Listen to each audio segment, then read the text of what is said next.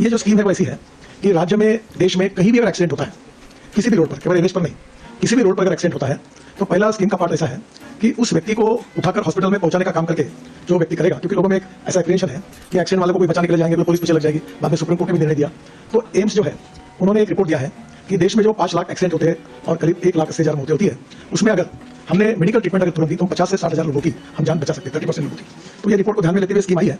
और इसमें अभी पहली बात, जो इसको एक्सीडेंट होने के बाद हॉस्पिटल तक पहुंचाएगा तो उसको हमने राहगीर बोला है और उसको हम 25,000 रुपये का अवार्ड देंगे।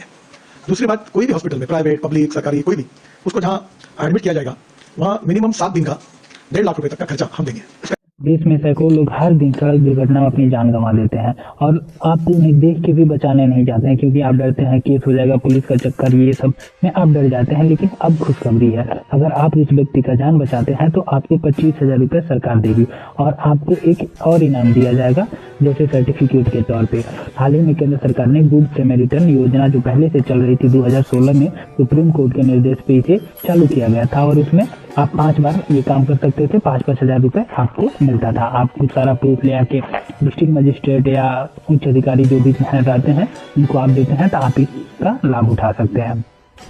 अब देखिए क्या किया गया है कि इसके साथ इसमें और प्रभावशाली इसको बनाने के लिए उसमें और सारी चीजें ऐड किया गया है कि गोल्डन पीरियड में आप उसे हॉस्पिटल पहुंचा देते हैं तो आपको 25,000 का पुरस्कार मिलता है और घायल व्यक्ति को 1.5 लाख तक इलाज का सरकार खर्च उठाती है, यानी कि मुफ्त इलाज होता है। और गोल्डन पीरियड क्या होता है कि यानी कि जब उसका एक्सीडेंट हुआ तब से 1 घंटे का जो पीरियड होता है उसे गोल्डन पीरियड कहा जाता है। इसका मकसद सिर्फ मतलब लोगों के मन से डर को हटाना है।